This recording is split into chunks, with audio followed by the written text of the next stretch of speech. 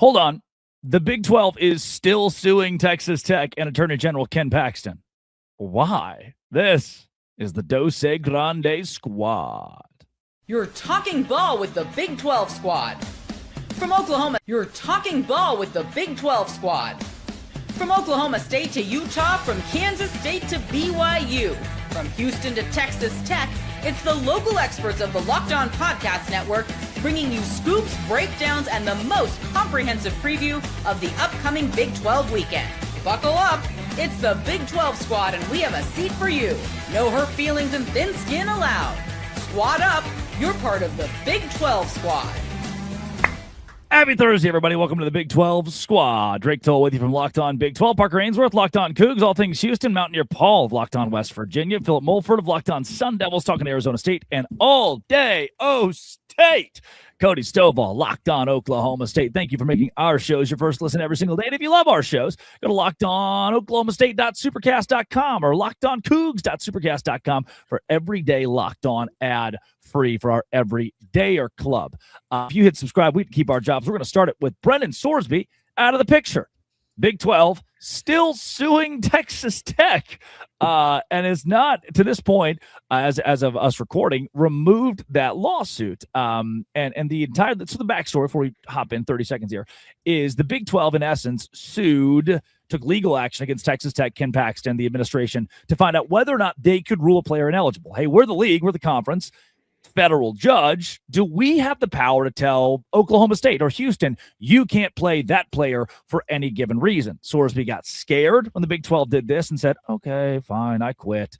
And that's how we got here. I assumed the Big 12 would be like, all right, joke's over, guys. It's cool. We don't have to do this. But no, they haven't pulled the lawsuit yet. Is the Big 12 going a step too far by keeping this on the table? All right, I got a question for you guys before we get into this. Who is looking like the bigger idiot right now? Ooh. Is it Ken Paxton, who said, we're going to sue the Big 12 if you try to punish everyone, and bringing that to federal court?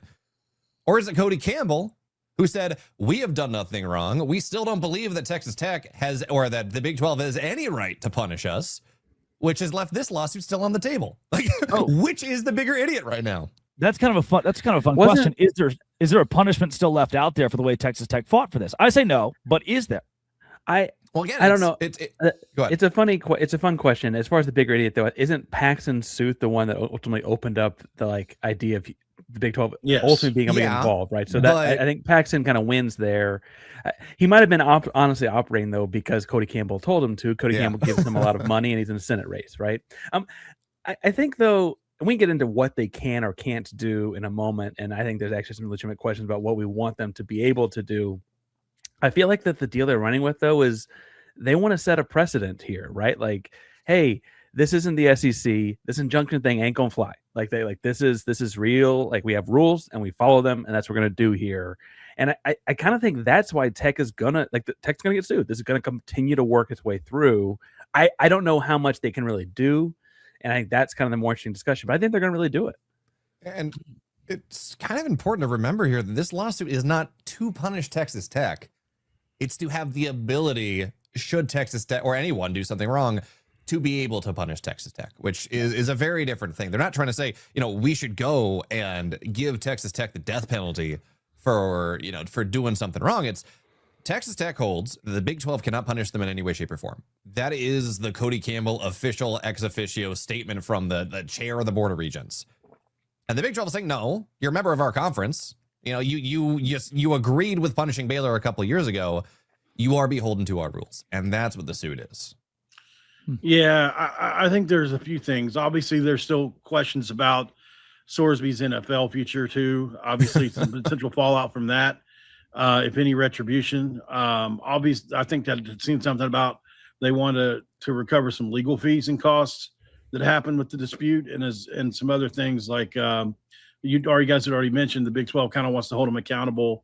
That makes sense, I guess. It set a precedent, but there are a lot of possibilities you can have going forward.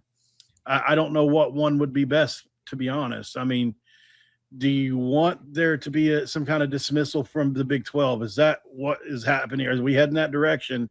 Is Cody Campbell too big for the league in some sense. Is like, is Brett Yormark going to go? Is Campbell going to go? Like, that seems like it's coming to a head in some sense. Some people would say, I don't know. I think it's a little bit, it's put us in a bind as a league, right? I think the league is now weaker for all this of happening. Paul, I think you're hitting the nail on the head here. And the biggest question I would have out of that is the Big 12, if they keep this suit, is it to genuinely control eligibility, or is it to send a harsh statement to Texas Tech that no matter what, we still have power over you? It kind of seems like the latter, just this almost, and I don't say it's a bad power move, but a power move to show Texas Tech, hey, we run this.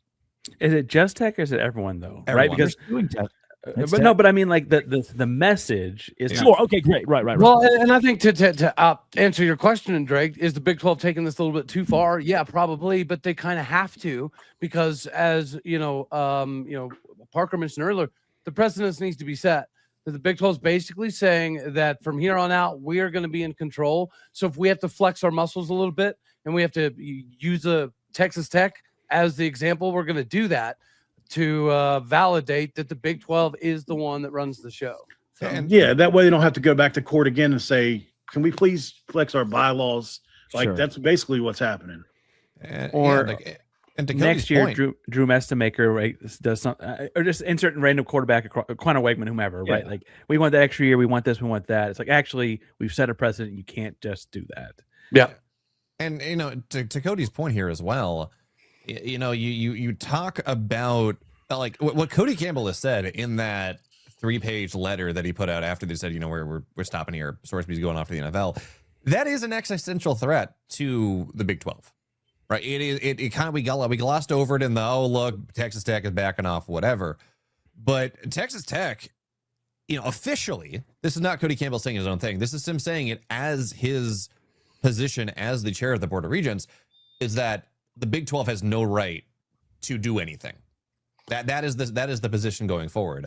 So I joked about it a week ago, right? Is Texas Tech auditioning to be in the SEC? But there's going to be a contentious relationship moving forward between Cody Campbell, Texas Tech, and the Big 12, no matter how this kind of shakes out, just because the optics have already kind of been put into play.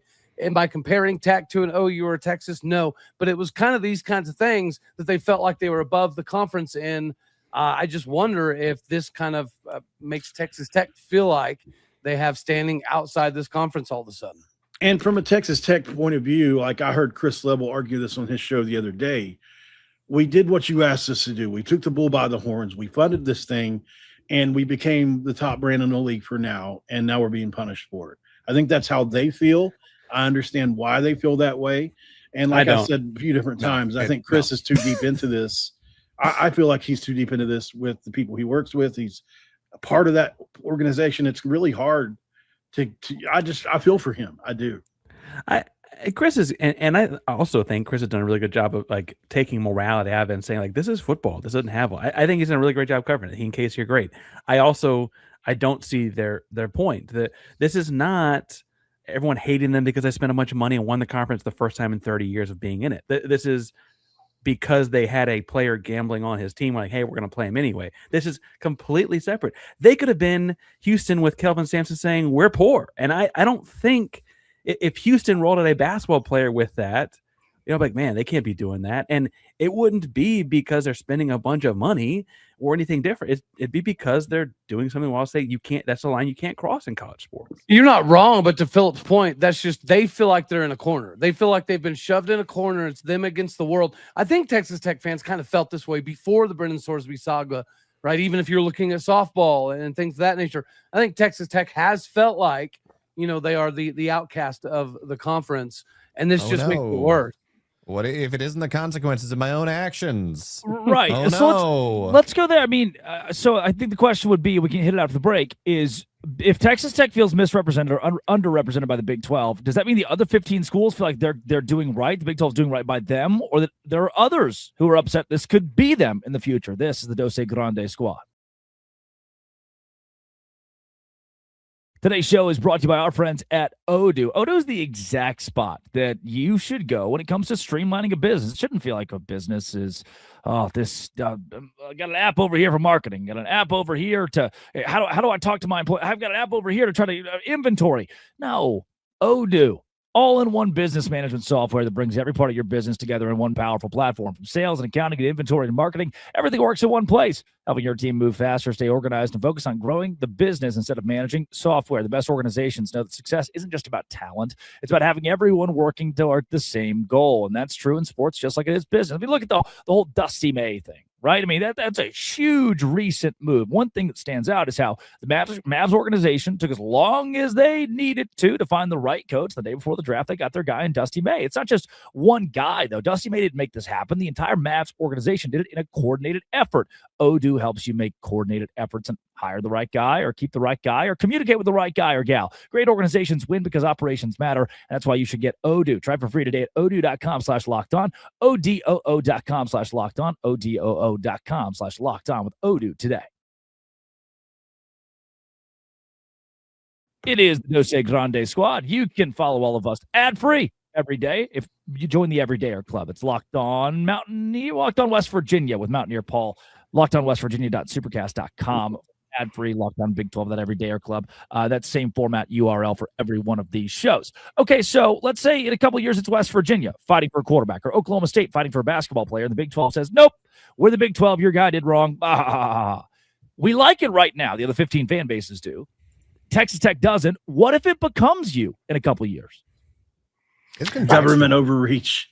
Well, I mean, there has to be a solidarity sign, right? So if it's an Oklahoma State or it's a West Virginia in the future, again, I think this is the Big 12 setting that precedence now that we're going to do everything status quo from here on out. Like everybody's going to have to apply to the same rules. So if you want the team or the conference to be solidified as a whole, to not be concerned about the next round of realignment, whatever's best for everybody has to be what's acceptable, in my personal opinion.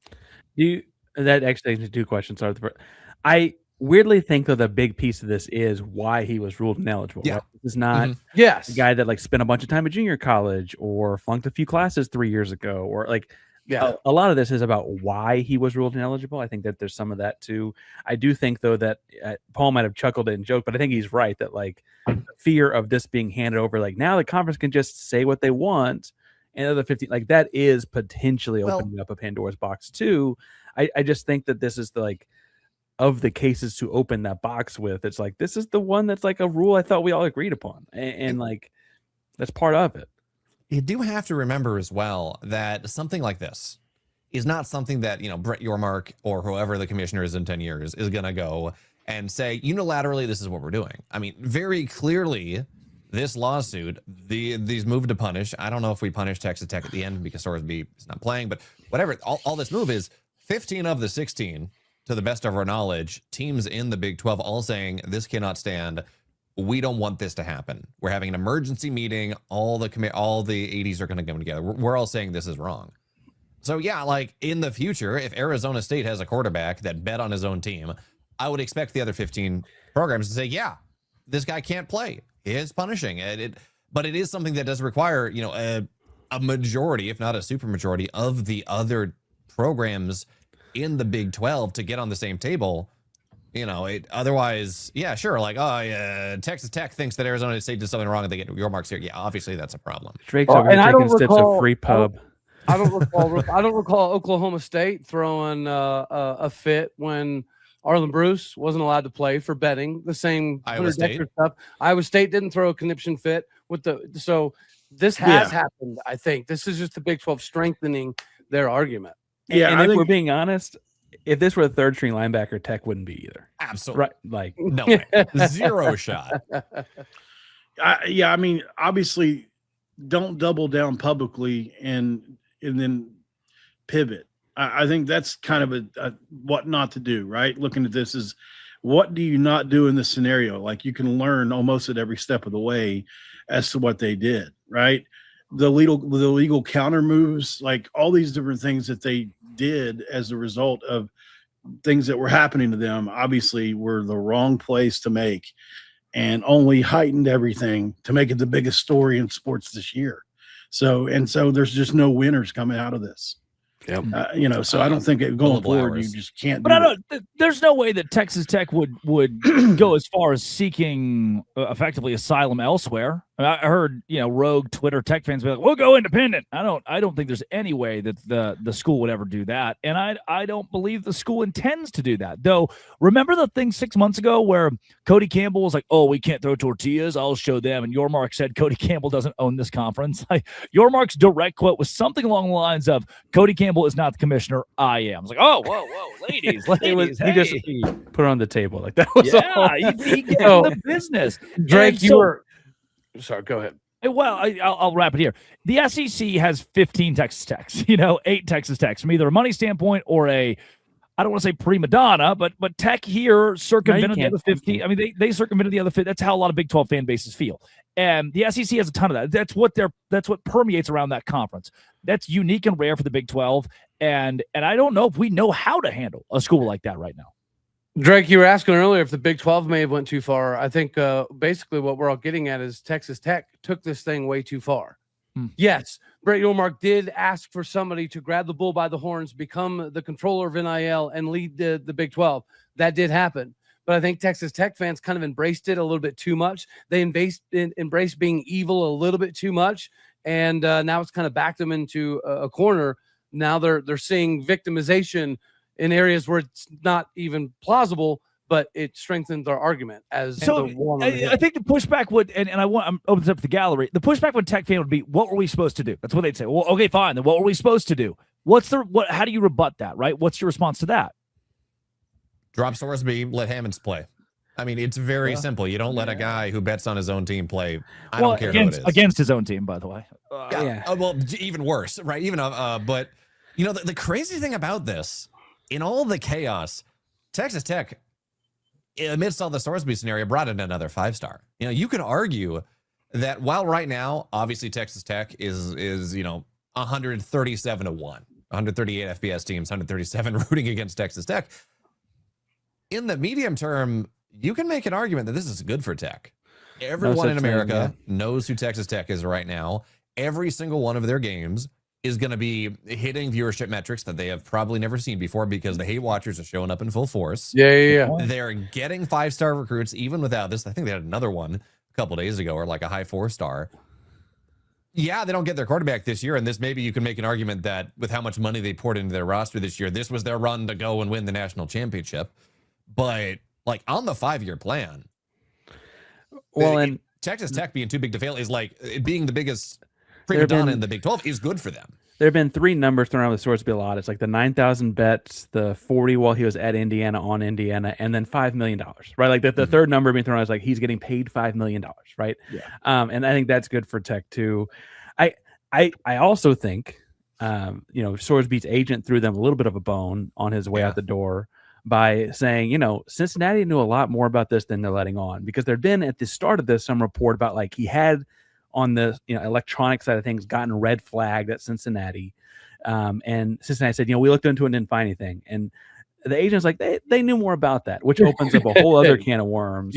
And frankly, it could also be the agent just like subtly like acting like they probably should have. Like again, he's not in the court of law. It's not perjury if he's wrong, but I do think that like the interesting thing will be to the Tech fans' credit, they're saying we never played him, Cincinnati did, right? And so sure, I think the funny thing is there'd be 14 fan bases saying then get their butt too. Like who cares? Yeah. Why not Indiana brought into that? You know what I mean? It's something like a pretty targeted approach to have. Like you didn't bring up Indiana, just Cincinnati. I mean, you have knowledge of what Cincinnati did, but not Indiana from Brendan Sorsby.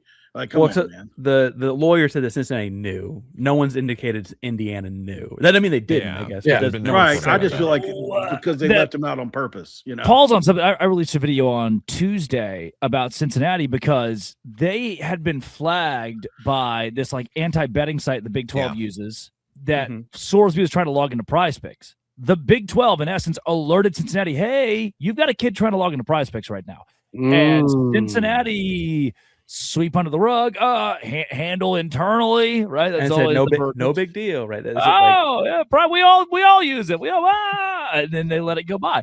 I think Texas Tech could take, you know what? Texas Tech could take legal action against Cincinnati. It's a Dos Grande squad.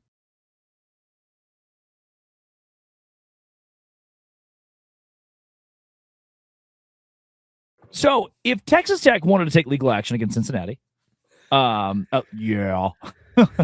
Yeah. That was a really good Pony by Genuine impression right there. Just sneak it in.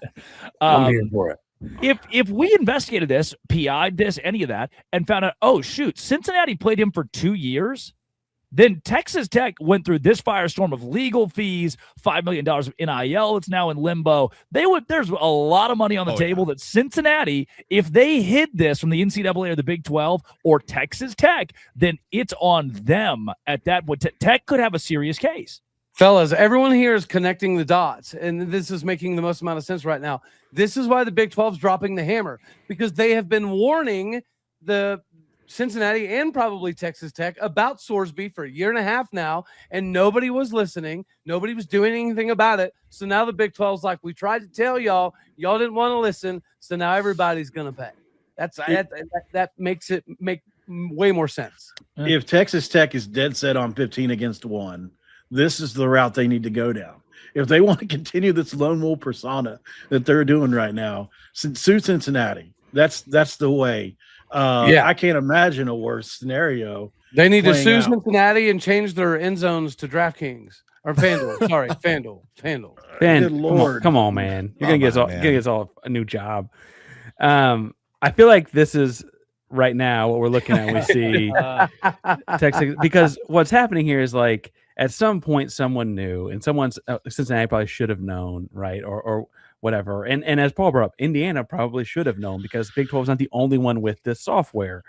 At the end of the day, though, I think it's interesting to think that, like, how much did Texas Tech know, or should Texas Tech have known, is probably the better legal question, when they signed him in January, right? Because you are supposed to, like, you sign these kids to your program. Like, these are your recruits. You need to do your due diligence.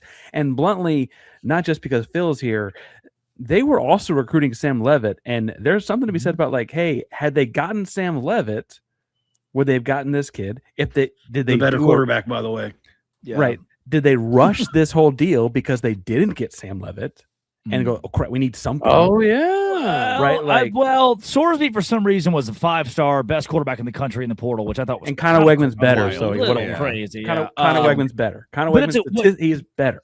A point here, and it's why I feel for Texas Tech in this. I know it's a crazy thing to say, but if this is a truth that you cannot argue this. If Brendan Sorsby was at LSU right now, he'd play every snap in 2026, guaranteed. And that was the beginning of the only reason that I was, happy for Texas Tech, is because they were getting that SEC treatment. I think you're right. If they were in that conference, half of this wouldn't even be a conversation. Yeah. And Kiffin wanted Sorsby, and the SEC would never have countersued this. In essence, countersued this. He would have just played at LSU next season. To be fair, would the Louisiana Attorney General have done what Paxton did, though? Because that's Are you kidding me? They would have had their governor involved, dude. Yeah. And you know what? Greg Sankey would be like, we're all on the same side. We're all on the same page. Please don't sue me. Please don't sue me. That guy can play ball. I mean, several people believe that Tech was involved in leaking the contract details around Levitt and or Sorsby and LSU, and maybe that played a part in why he didn't go. And I agree. He's the better quarterback, and I have asked this question 15 times. Who died and made Brendan Sorsby a Heisman contender? Like, where did this come from? Indiana must have loved him. Cincinnati clearly loved him. Texas Tech was trying to help him and loved him. He has a way with people. Yeah, I get that they're, and I understand that roster is really talented. They're Houston's first Big 12 game, third game of the season. This game's been circled because of this incident for a long time now. Ultimately, he was always going to be the sum of the parts around him. Like, again, he's a starting level power 4 quarterback. This is not a Heisman contender. He's not. He's guys. He's gonna have like zero pressure on him with that offensive line they got. He's got 3 studs as wide receivers. Drake, if someone's not a Heisman contender with the team that's around him. Yeah. Y'all said who made Brendan Sorsby the end all be all? Maybe it was the betting services. Yeah, I mean the second he got reinstated, he was back in the really getting deep. A $5 million NIL check get put on Brendan Sorsby. Like, why is Sorsby so good? Well, I don't know. The numbers say so. Polymarket's calling. How do we direct ads to one human being? How can we have one person targeting all of the ads? Bro, the Brendan Sorsby 30 for 30 is going to be lit. Oh, yeah. And we didn't, I guess, maybe it wasn't the Big 12, so I didn't focus as much on it. Michigan didn't get ripped like this for Connor Stallions. It felt like most of America liked Connor Stallions. Like, I secretly, back on Brady, I was like, that's kind of cool. I kind of like that. The more that came out of him Venmoing guys being like $200 for front row seats to see Rutgers play La Tech, like, that's kind of dope a little bit. Yeah. In fairness, Drake, gambling on your own team has long been so high on the list of Cardinals. Like, everyone's like, okay, you know what? Look, you're cheating to steal signs. You're a competitor. You took it too far. You went and did whatever. Oh, okay, whatever. Like, again, the betting on your own team is it is such a red line. Yeah, people treated Connor Stallions better because, oh no, you went a little bit too hard to try to. But what if you're betting on yourself like in a positive way? Like, I'm not betting on myself to lose, betting on myself to win this damn thing. It messes the entire it does, but I think it's less bad though. You know what I mean? Less bad for sure. It's less bad. It's definitely bad, but I think it's definitely changes. It changes it a little bit. I played for a coach one time. We talked, and he was mostly talking about like don't stay out too late at night or whatever. He was saying, there's not actually that big of a gray area on most things. There's black and there's white, and there's like only a little bit of gray. And if you're trying to make it gray, it's probably not the one you want, right? And I think that's what we're trying to do with like what we're doing on this. Connor Stallions, I would point out the Michigan thing because that came up when I was ripping Tech in my own show and my comment section a lot. And head coach ran off the NFL, and Stallions is a high school coordinator because he isn't coaching in college anymore, not going to be able to. And they still gave the Sharon Moore a whole suspension, all the kind of stuff. He got punished for his own stuff when he wasn't the head coach or in charge of it all. Like they did get punished. It just it was just funnier. it was just a funnier story. That's fair. The Mike Boynton news. We'll finish here. Cody, 1 minute. He is the new head coach of the Michigan Wolverines. You know what? I'll say that he absolutely does deserve another opportunity. Good guy, nice guy, man. I like it. Would come this. He's a remarkable recruiter, right? He's the epitome of a player's coach. It was just the X's and O's portion of things that was a little bit difficult for him. But Michigan is going to be able to obtain talent if he is the head guy. And you never know. Maybe that's what he needed. He needed a couple more years learning under somebody once again to how to establish some half-court sets in the last 30 seconds of a ball game because he just didn't quite do that at Oklahoma State. But he's a damn good ball coach. The players absolutely love him. Former players love Mike Boynton. He's always going to be able to bring 5-star talent in repeatedly. And if he's learned a little bit more of the the coaching side of things, I think he does deserve it. Michigan will be good. Scott Hughes just said the whole team's gone. Scott Hughes, baby. Scott Hughes, CBB. Hey, guys, how many roster slots are we sitting on right now? I know ASU's got two. We got two. Yeah, sick 'em Bears. There is Parker Ainsworth, Locked On Coogs, Mountaineer Paul, Locked On West Virginia, Philip Mulford, Locked On Sun Devils, and Cody Stovall, Locked On Oklahoma State. Thanks, guys, for joining as always. This has been and always will be Locked On. Thank you for making our shows your first listen every single day. It's the Dose Grande Squad.